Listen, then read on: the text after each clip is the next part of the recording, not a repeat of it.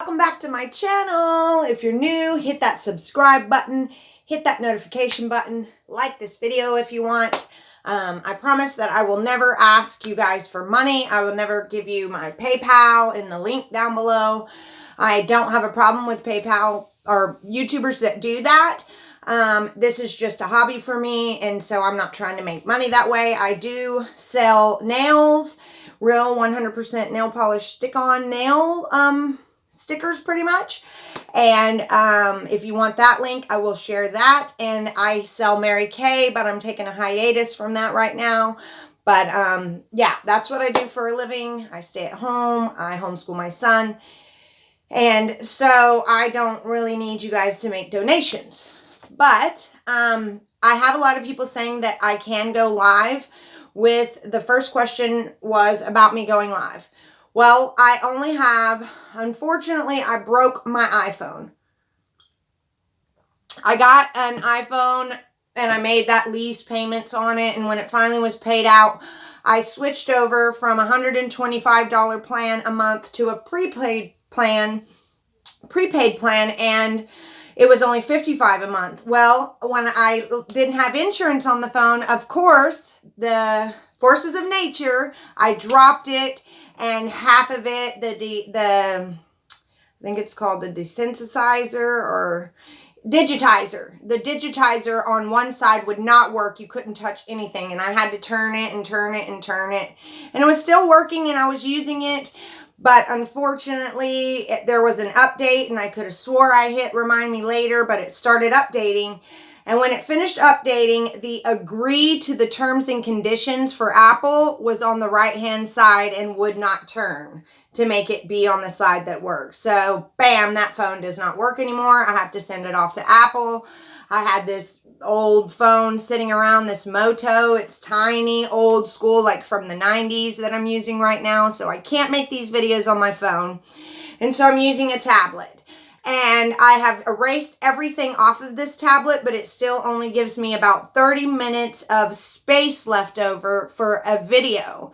And so what I do is I record the video and then I upload it onto YouTube. So I can't even record more than 30 minutes at a time because it turns it into 2 videos for some reason. So I always have to keep them under 30 minutes and I can't download any more apps into this phone. But we're already at 650, you guys. I'm thinking that if we keep going with this momentum, that it won't be long, a week or two, that I will be going live. And how exciting is that? Thank you so much, you guys. Let's see. Do I sniff Subutex? Do I consider myself clean and sober? One, I used to sniff the Subutex after I went into treatment and I was getting my monthly script for the Subutex. Yes, I was snorting them. When I weaned myself off, I was snorting them. But unfortunately, because I snorted or sniffed, or however you want to say it, the 30s for 4 years in a row, now I can just be standing here and my nose will just drip. It won't even run down to let me know it's coming. It just drips from my sinus right down. And so I will never, ever, ever put anything else up my nose because I am dealing with the aftermath of that and the residual effects. Thank God it wasn't cocaine, or my cartilage would be burned out. But my nose and sinuses are so messed up from sniffing pills. Please do not do that. And plus, if you know anything about subs, then you know that it doesn't take a whole lot, and it doesn't last as long when you snort it. Even when you snort pain pills, it doesn't last as long. So now if I ever need a sub, it is because I'm having a surgery or I am in serious pain. That would be the only reason why I take subs. I did say yesterday that I weaned myself off, and that is 100% true. I do not take them, but I do have them here from when I had a laparoscopic abrasion. I use that for pain medicine, and anytime ever in my life, if I'm ever going to be in pain or prescribed something from a surgery, I do ask them to give me Subutex for the pain. So, question answered. This same person asked if I considered myself clean and sober. Okay, This is my opinion on that. This is only my opinion. Everybody is entitled to their own. Clean and sober are two different words. Clean means you take nothing. You are not in a treatment program. You are not on methadone. You are not on subs. You are 1000% clean. You could take a drug test and nothing would show up. That's clean. And so sober is you are not doing your drug of choice anymore, or drugs, period. You are in a treatment program and you are taking something to assist you with that, like Suboxone or methadone. Those people are sober. They might not be clean in your eyes because they can't pass a drug test, but they are sober. The medications that they are using to assist them to get off of the other drugs are prescribed, and they do not get you high. Methadone and Suboxone do not get you high, especially if you are an addict. If your tolerance was super high from your opiates that you were using, you are not getting high on subs. All it is doing is to control those urges for you to want to go out there and find them, and it does that very well. So yes, I am sober. If I was to have a surgery and I would need something for pain after surgery, I would not be clean then. I would just be still sober. And I said that I have been clean for 2 years. So that is the difference. If that helps. Yes, I admit that I did used to sniff them, but no, I have done serious damage to my nose. I would never do that again. So I did restrict that person from commenting anymore, but I did leave their comment up because I have nothing to hide. Let's see.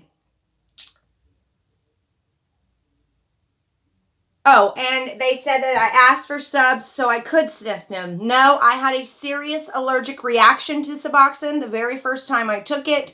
My throat was closing up and I broke out in hives. No, it didn't give me a headache. No, it wasn't just a little tummy ache. It was itching all over and huge hives, and I had to go to get some kind of like cortisone, Benadryl, I don't know, some kind of shot to counteract it. So I had a serious allergic reaction to the Suboxone. I would prefer Suboxone actually when I was in treatment because it is stronger to me personally than the Subutex. Let's see. Was Chris abusing Thrive? Had trial users say that they... Oh, yes. Was Chris abusing the Thrive? Yes, he admitted to wearing 2 or more patches, at least 2 patches at a time. There is one Thrive system that is 2 patches, which is Duo, and that would have been the normal amount, but he does admit to drinking more than 1 shake a day and wearing more than 1 patch. So yes, he was abusing that. I did give out thousands of trials when I sold Thrive, you guys. Thousands of trials. And most of the men that I gave it to, like, I wouldn't say most, but 60% of the men that I gave it to came back with some cocky, weird, creepy comment about how it made them think about sex all day and how they were erect all day and that it just gave them, quote unquote, an erection. Now, men are crazy this day and age, and they could have just been trying to bait me into having a conversation with them about sex.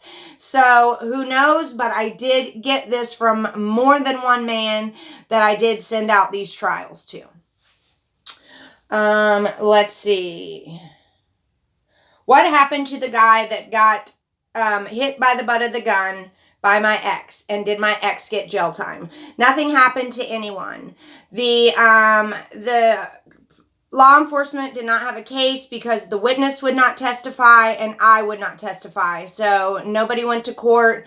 My ex ended up getting deported, and we ended up getting remarried and moving to Mexico. And that is when I got out of that domestic violence relationship. And I will be making a video on that very soon, and it will be titled How I Got Out of My Domestic Violence Relationship. So, and that is a whole story in itself, and you guys aren't going to believe that when I tell you. So, And I am looking forward to talking about that. It really did help me more than you guys know to get that off of my chest. And I really do appreciate having this channel as an outlet. I really do. Let's see. If NK knew that Shanann was not coming back, because she did ask Chris to pawn that ring.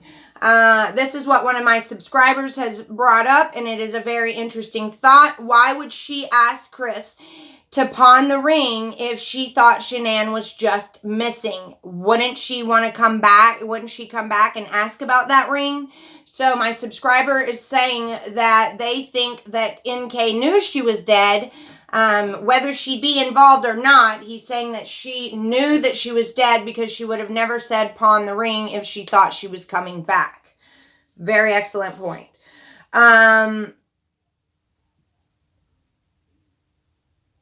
Let's see. How did I get out of that horrible situation after the gun incident? Well, I ended up divorcing him. And then we ended up getting remarried and moving to Mexico. And I lived in Puerto Vallarta, Mexico for 2 years. And then I ended up getting pregnant with my son and moving back to the United States. And I will tell you guys how he ended up getting deported and how that went down, why I remarried him, and why he is in Mexico still, and I am here, and he is El Salvadorian. Are you married? Yes, I am still married to him. He lives in Mexico. I do plan on sending him some divorce papers to sign very soon. But we have been married for the last 10 years and not together. So, last 10 years, you guys.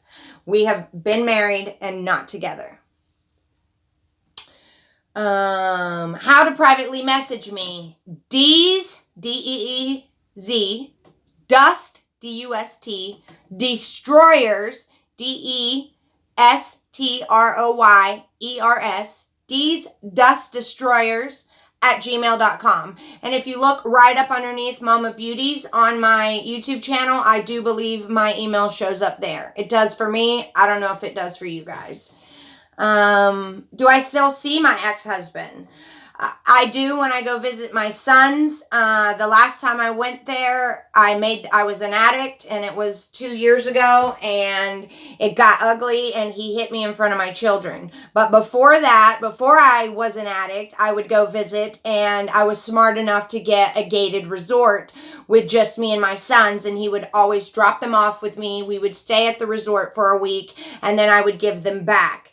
And so before I left. So that's how I used to do it. And I made that huge mistake 2 years ago going as an addict, and I did not do that. I do plan on going for spring break of this year or in the summertime of this year. And they do not live in Puerto Vallarta anymore. They moved to Aguascalientes or Guadalajara, I think. Nope, they left Aguascalientes and they went to Guadalajara. So my sons and my ex live in Guadalajara, Mexico.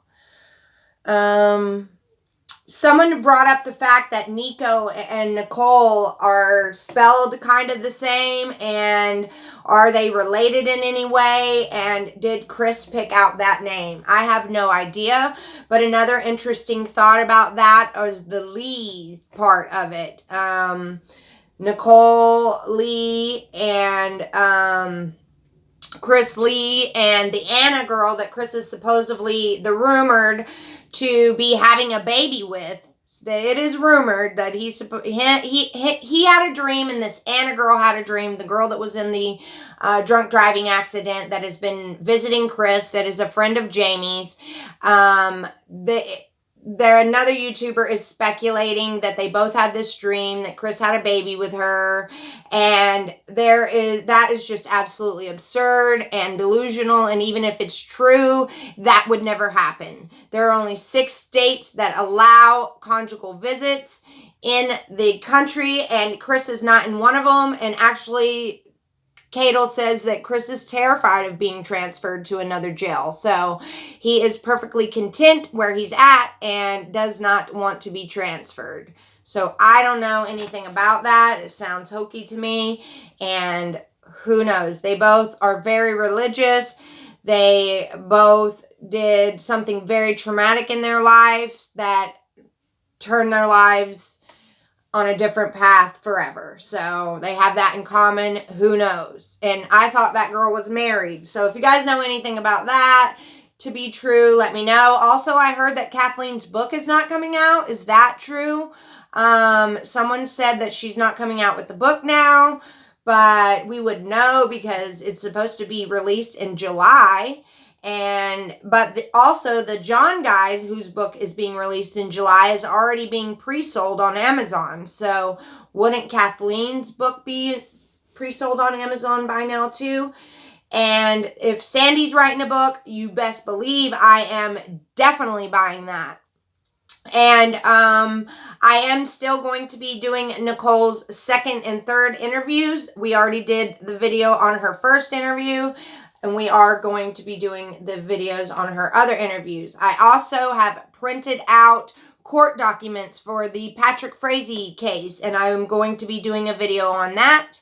Also, how to apply these nail sets. I am going to be doing a video of how I left. I already told you that situation that I was in. I'm also going to do the video of when I was robbed at gunpoint. So there's lots and lots that I want to share with you guys. I can't wait to go live.